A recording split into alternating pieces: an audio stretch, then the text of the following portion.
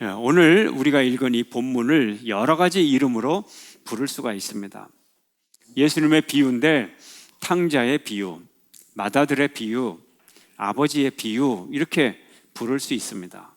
등장하는 주인공 여러 명 중에서 누구의 입장에서 초점을 맞추느냐, 그 의미의 강조점이 달라집니다. 오늘은 이 세 비유를 다 이야기해야 예수님의 결론에 도달하게 됩니다. 보통은 예수님의 이 비유 서론에서 끝나게 돼요. 탕자의 비유. 그러나 오늘은 끝까지 예수님의 정말 속에 담긴 그 말씀까지 우리가 은혜를 나누고자 합니다. 먼저 오늘 탕자의 입장에서 보면 탕자의 비유입니다. 어떤 사람에게 두 아들이 있었는데 그 둘째가 아버지에게 어느 날 말합니다. 아버지, 우리에게 어차피 유산을 주실 건데 살아있을 때 일찍 좀 주시기를 바랍니다. 이런 무리한 부탁을 하는데 웬일인지 아버지가 재산을 맏아들과 둘째 아들에게 나눠 주었어요. 며칠이 안 되어서 이 둘째 아들은 재산을 다 처분해서 현금화해서 이 돈을 가지고 먼 나라에 가서 새로운 출발을 하려고 합니다. 그러나 그는 곧 그 재산을 다 허랑방탕하게 다 탕진을 하게 됩니다. 마침 경제 불경기가 찾아오고 흉년이 찾아오고 어쩔 수 없이 그 나라 회사에 취직을 하는데 정규직은 잘 안 되고 임시직 중에서도 일용직에 취직을 합니다. 유대인으로서는 도저히 할 수 없는 돼지치는 직업을 갖게 됩니다. 결국 인생 종말에까지 이르렀다는 뜻이죠. 그런데 너무 흉년이 들어서 월급이 일당이 제대로 되질 않아요. 돼지가 먹는 사료를 빼앗아 먹으려고 했는데 주인이 감시하는 눈길이 하도 날카로워서 돼지 사료도 못 빼앗아 먹고 참 불쌍한 처지가 되었어요. 고향 생각이 납니다. 그래서 아버지를 생각합니다. 오늘 본문 17절에서 19절 함께 읽겠습니다. 함께 시작. 이에 스스로 돌이켜 이르되 내 아버지에게는 양식이 풍족한 품꾼이 얼마나 많은가. 나는 여기서 줄여 죽는구나. 내가 일어나 아버지께 가서 이르기를 아버지, 내가 하늘과 아버지께 죄를 지었사오니 지금부터는 아버지의 아들이라 일컬음을 감당하지 못하겠나이다. 나를 품꾼의 하나로 보소서 하리라 하고, 이렇게 말해야 되겠다. 아버지를 만나면 어떻게? 지금부터는 아버지 아들이라 일컬음을 감당하기 어려우니 나를 품꾼의 하나로 보소서. 내가 죄를 지었습니다. 무수히 이 말을 되뇌이며 고향으로 돌아갑니다. 고향 동네가 멀리서 보이는데 어떻게 봤는지 아버지가 먼저 아들을 바라보고 불쌍히 여겨 달려가 목을 안고 입을 맞추고 아들을 환영합니다. 아들은 말합니다. 연습한 멘트 그대로 말합니다. 아버지, 내가 하늘과 아버지께 죄를 얻었사오니 지금부터는 아들이라 일컬음을 받기가 감당하기 어려우니 나를 품꾼의 하나로 보소서. 아버지는 들은 척도 않고 종을 향하여 말합니다. 얘야, 제일 좋은 옷을 가져와라. 가락지를 가져와라. 신발을 가져와라. 그리고 살찐 송아지를 잡자. 우리가 잔치를 벌이자. 먹고 즐기자. 내 아들은 죽었다가 다시 살아났고 잃었다가 다시 찾았노라. 아버지는 잔치를 엽니다. 이 아버지는 하나님 아버지를 말하죠. 죄인이 돌아올 때 기뻐하고 즐거워하십니다. 하나님은 자비롭고 은혜롭고 긍휼이 많으시고 사랑이 많으셔서 돌아오는 모든 자들을 다 품어주시는 축복의 하나님이십니다. 그리고 이어서 맏아들의 비유가 나옵니다. 아버지가 잔치를 벌리는데 맏아들은 성실하게 하루 종일 밭에서 일을 했어요. 뉘엿뉘엿 해가 넘어갈 때 이제 집으로 힘든 발걸음을 터덜터덜 걸어오고 있는데 이게 웬일입니까? 음악 소리가 들려요. 꽹과리 소리가 들려요. 북소리가 들려요. 멀리서 보니까는 불빛에 사람들이 덩실덩실 춤을 추고 있어요. 보니까 자기 집이에요. 종을 불러 묻습니다. 이게 무슨 일이냐? 종이 대답합니다. 당신의 동생이 돌아와서, 아버지가 건강한 당신의 동생이 돌아와서 너무 즐거워서 지금 잔치를 벌리는 중입니다. 이 말을 듣고 맏아들은 화가 났어요. 집에 들어가지를 않습니다. 맏아들이 집에 안 들어온다는, 시간이 됐는데 안 들어오고 어떤 종이 와서 당신의 큰아들이 지금 집에 안 들어오고 있습니다. 화가 대단히 났습니다. 아버지가 가서 아들을 설득합니다. 얘야, 집에 들어가자. 그러나 이 맏아들은 아버지를 향하여 항의합니다. 이렇게 함께 시작. 아버지께 대답하여 이르되 내가 여러 해 아버지를 섬겨 명을 어김이 없거늘 내게는 염소 새끼라도 주어 나와 내 벗으로 즐기게 하신 일이 없더니 아버지의 살림을 창녀들과 함께 삼켜버린 이 아들이 돌아오매 이를 위하여 살찐 송아지를 잡으셨나이다. 아버지의 살림을 창녀들과 함께 삼켜버린, 다 말아먹인 이 아들이 뭐예요? 그것도 아들이라고요? 그런 얘기죠. 그놈도 아들이라고 환영잔치를 합니까? 살찐 송아지를 잡습니까? 맏아들의 입장에서 보면 바로 이 분노하는 모습을 우리는 볼 수가 있어요. 이해할 만도 하죠. 예. 이게 맏아들의 비유예요. 세 번째로 오늘 본문은 아버지의 비유로 볼 수 있습니다. 아버지는 가지고 간 재산을 다 잃어버리고 실패자의 모습으로 돌아온 그 둘째 아들, 그 아들이 멀리서 바라보았는데 너무 불쌍한 모습, 너무 측은히 여겨서 달려가서 목을 안고 볼을 맞추고 뽀뽀하고, 그리고 제일 좋은 옷, 반지, 신발, 제일 살찐 소, 그리고 이벤트 회사까지 불러가지고 말이죠, 풍각을 울리고 잔치를 열었어요. 춤을 춥니다. 왜? 이유가 있죠. 아까 뭐라 그랬습니까? 15장 24절 함께 읽습니다. 시작.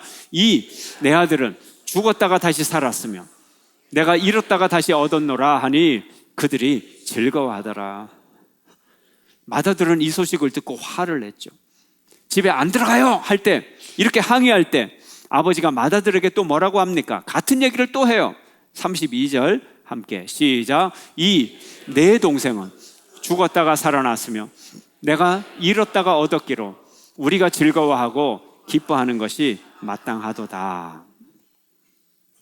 큰아들은 당신의 아들, 그따위 것도 아들입니까? 그랬는데 아버지는 맏아들을 향하여 그따위가 아니라 너의 동생이다 얘기하는. 네 동생이잖아. 네 동생이 죽었다가 살아났고 잃었다가 다시 찾았고, 그래서 내가 즐거워하는 것이 아니라, 나 혼자 즐거워하는 것이 아니라 너와 내가, 우리가 함께 즐거워하는 것이 마땅하지 않겠느냐, 이렇게 얘기를 하는 거예요.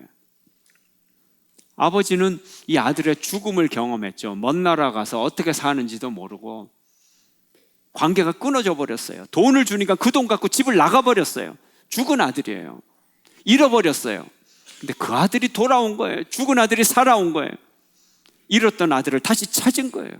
안 즐거워할 수가 있겠어요? 우리가 본문을 읽으면서 이 비유가 만약에 사실이라면, 현실적인 사건이라면 그렇게 가정을 한번 해봅시다. 리얼 스토리로. 그러면 좀 이해하기 어려운 게 많아요. 좀 현실과 좀 거리감이 있는 게 좀 많아요. 그렇죠? 어떤 것들인가요? 첫 번째 질문. 작은 아들이 아버지에게 자기 몫의 재산을 달라고 요구하는 거. 아버지가 살아있는데 이게 가능한가요? 그 당시로서는 특별히. 오늘날에는 어떤가요? 불가능하죠. 그런데 또 더 질문할 수 있는 건, 아버지가 재산을 나눠서 줬어요. 큰아들 목, 작은 아들 목 줬단 말이에요. 이것도 이해하기가 어렵죠. 우리식으로 따지면 아버지가 엄연히 살아있는데 재산을 달라고 하는 건 불효자식이고요. 또 재산을 이미 받은 것은 아버지가 죽은 상황과 같다는 거예요. 근데 그렇게 요구를 했고 그 요구를 들어주었어요. 여기 퀘스천 마크가 있어요. 둘째 질문. 돼지치기가 된 작은 아들, 재산을 낭비했어요. 근데 왜 그토록 그렇게 자기를 비하할까요? 자기를 비하할까요? 자기 몫의 재산을 자기가 탕진했어요. 그러면 그렇게 비참한 존재가 되는 건가요? 내가 아버지께 이렇게 말해야 되겠다. 내가 하늘과 아버지께 죄를 얻었사오니 저는 아버지의 아들이 아닙니다. 자기 몫의 재산을 낭비한 거, 그래, 어쩔 수 없어요. 그런데 하늘과 아버지께 죄를 지었다는 거예요. 아버지의 아들이 아니라는 거예요. 너무 심한 거 아니에요? 그러면 이 세상에서 사업에 실패하면 다 아버지한테 아들 아니겠네? 예. 예? 사업 실패할 수도 있잖아요. 예. 사업 실패한 아들은 다 아버지 아니에요. 아버지를 호적에서 다 패요. 파버려요. 예. 세 번째 질문. 그런데 아들은 자기를 그렇게 비하하는데 아버지에게는 또 아무것도 아니에요. 너무 쉽게 용서를 합니다. 상식적으로 죄와 용서 사이에는 아버지를 그렇게 떠났으니 그건 큰 죄를 지은 거거든요. 죄와 용서 사이에는 뭐가 있어야 돼요? 벌이라는 게 있어야 돼요. 죄를 지었으면 벌을 하고 약간의 벌이라도 있고 그리고 용서가 있는 거예요. 잘못은 야단을 쳐야 돼요. 예. 그래야 야단을 맞는 쪽에서도 죄책감이 사라져요. 근데 야단을 안 치고 그냥 쉽게 용서를 해버리면 이게 내가 용서를 받은 건가 안 받은 건가 이게 굉장히 헷갈리게 돼 있는 거예요. 예. 심리적인 프로세스예요. 예. 네 번째 또 질문은요. 형제인데 큰아들은 왜 그렇게 화를 냈나요? 왜 화를 내요? 자기도 자기 몫을 받았거든요. 큰아들은 작은아들의 2배를 받아요. 2배를 받아요. 합당한 재산 분배가 됐어요. 예. 적법합니다. 억울할 게 없어요. 비록 허랑방탕했지만 다시 돌아온 동생이 기뻐서 환영하는 신용이라도 체면 때문에 신용이라도 해야 되는 거 아닐까요? 근데 화를 냈어요. 집에도 안 들어가. 온 동네 사람들이 다 알아요. 창녀들과 어울려서 아버지의 재산을 다 말아먹은 이 아들을 위해서 살찐 송아지를 잡으셨습니까? 이렇게 야단을 치는 거예요. 아버지를 야단을 치고 이 동생을 향하여 아주 큰 죄인으로 만드는 거예요. 용납이 안 되는 거예요. 자, 질문. 근데 이 4가지 질문이요, 다 연관성이 있어요. 이 모든 질문에 대한 대답은 하나예요. 마스터 키는 하나예요. 물질주의예요. 물질주의. 물질 숭배예요. 질문 속에 답이 있어요. 다 대답이 되게 돼 있어요. 맏아들과 작은아들 둘 다 물질을 신처럼 섬기고 있습니다. 작은아들은 자기의 인생의 성공과 실패를 다 돈으로 봤어요. 아버지와 관계가 어떻게 되든 돈만 있으면 된다고 생각을 했어요. 아버지와 아들의 관계도 돈으로 결정된다고 봤어요. 돈이 있을 때는 아들과 아버지가 되고 돈이 없으면 아들과 아버지가 아니고 그 관계조차도 다 물질로 결정된다고. 그래서 작은아들이 아버지에게 딱 2문장을 했어요. 오늘 이 본문을 읽어보면 집 나가기 전에 뭐라고 얘기했어요? 아버지, 내게 올 몫을 내게 주십시오. 돈 얘기잖아요. 돌아와서는 뭐라 그래요? 나를 품꾼의 하나로 여겨 주십시오. 뭐예요? 경제적 관계잖아요. 돈에 관한 얘기예요. 둘째 아들은 아버지와 대화를 돈 얘기 아니면 할 얘기가 없는 거예요.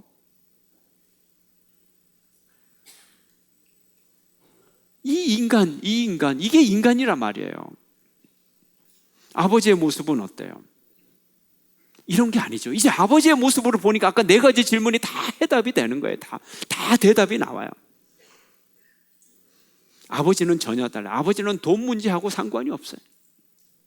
우리 인생이란 돈이 있을 때도 있고요, 돈이 없을 때도 있는 거고요, 사업은 잘 될 때도 있지만 성냥불처럼 불처럼 일어날 때도 있지만 그냥 다 꺼질 때도 있어요. 실패할 때도 있어요.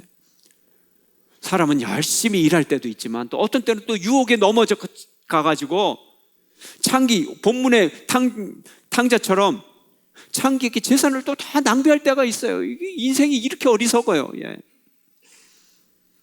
그런데 이런 돈보다 더 중요한 게 있죠. 이것만은 붙잡아야죠. 아버지와 아들의 관계는 돈 때문에 이걸 포기하면 되겠습니까, 여러분? 돈 때문에 아버지와 아들과 관계가 돈으로 맺어질 수도 없고 돈 때문에 끊어질 수도 없고, 형제 관계도 돈 때문에 끊어질 수도 없고 돈 때문에 맺어질 수도 없고, 이건 돈하고 전혀 다른 거예요. 전혀 다른 거예요. 이처럼 하나님의 사랑을 우리가 무엇으로 끊을 수가 있겠어요? 우리가 죄를 짓는다 그래서 하나님과 우리 관계가 끊어지는 게 아니에요. 무슨 수로 이걸 끊겠어요? 하나님이 우리 인생을 만드시고 우리 인생을 인도하시고, 근데 사람들은 작은 조건 가지고 하나님으로부터 떠나려고 하고, 또 자기는 잘못된 죄책감으로 하나님을 떠났다고 생각하고 어리석은 피조물로 그렇게 살아가고 있는 거예요. 우리는 무슨 죄를 지었던 하나님의 품에 안길 수가 있어요. 내가 정한 내 기준에 내 스스로, 내 사슬을 스스로 맬 필요가 없어요. 우리의 생각은 하나님의 생각과 달라요. 하나님의 기준은 우리의 기준과 다릅니다. 하나님은 물질의 창조주이시므로 모든 물질을 소유 개념으로 볼 필요가 없어요. 하나님은 없는 것도 만드시는 분이에요. 하나님의 사랑을 믿는 여러분 되시기를 축원합니다. 당시 팔레스타인 법에 의하면 아버지가 재산을 분배했어요. 분배하는 방법은 두 가지입니다. 죽어서 주는 유산이 있고 살아서 증여하는 거예요. 근데 살아있잖아요. 그래서 아버지가 살아있으므로 증여를 해준 거예요. 법적으로 큰아들에게는 3분의 2, 둘째 아들에게 3분의 1을 주었어요. 그래서 증여는 즉시 효력을 발휘하는 것이 아니고요. 오늘날의 법과 좀 달라요. 소유권은 주지만 처분권이 없어요. 여전히 처분권이 아버지예요. 아버지 소유와 비슷한 거예요. 같은 거예요. 그런데요, 둘째 아들은요, 이 법을 어기고요, 자기 마음대로 처분해서 가버린 거예요. 진짜 나쁜 인간이죠. 둘째 아들은 이 법을 지켰어요. 유지하고 있어요. 그렇지만 소유권이 아직 완전히 넘어오지 않아요. 증여된 재산이에요. 그래서 아버지가 살아있기 때문에 아버지가 자기 마음대로 해요. 수익도 자기 마음대로 하고 쓰는 거예요.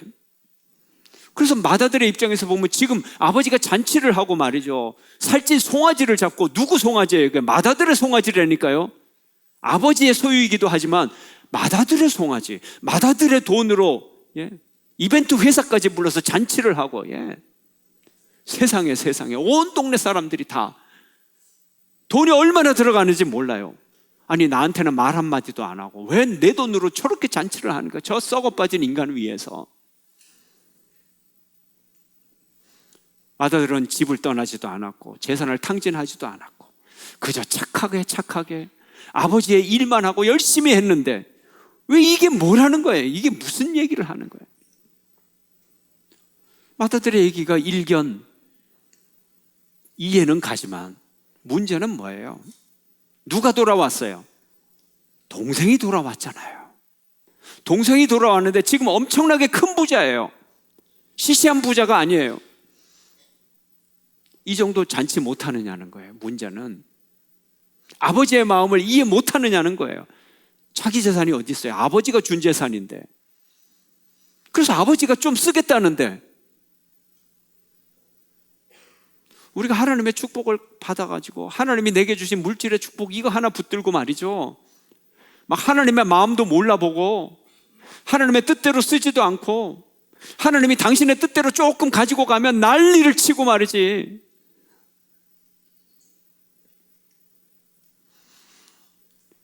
맏아들을 향해서, 이런 맏아들을 향해서 역시 아버지는 돈 문제하고는 관계가 없어요. 전 재산 다 줄 수도 있어요. 큰아들과 작은아들에게 있어서는 돈 문제가 최고의 문제였지만 아버지에게 있어서는 돈 문제가 큰 문제가 아니에요. 너무 많은 재산을 갖고 있어요. 넉넉해요. 그래서 이 비유의 주인공이 아버지예요. 아버지의 마음을 읽어야 우리는 예수님의 마음을 제대로 읽고 이 성경이 왜 쓰여졌는지를 아는 거예요. 그리고 맏아들 같은, 그리고 둘째 아들 같은 우리에게 말씀하고 계시는 거예요. 그래서 예수님은 이 비유를 말하기 전에 이 서두로 또 다른 비유를 말했어요. 15장 1절부터 보면 100마리 양 가운데 한 마리를 잃은 목자가 있다. 99마리를 두고 한 마리 찾기 위해서 가지 않느냐? 그 한 마리를 찾으면 기뻐하지 않겠느냐? 온 동네 사람과 즐거워하지 않겠느냐? 내가 이 양을 말이지 25km나 걸어가가지고 그런데 거기서 찾아냈다니까 즐거워하는 거예요. 15장 2절 말씀 함께 읽겠습니다. 시작.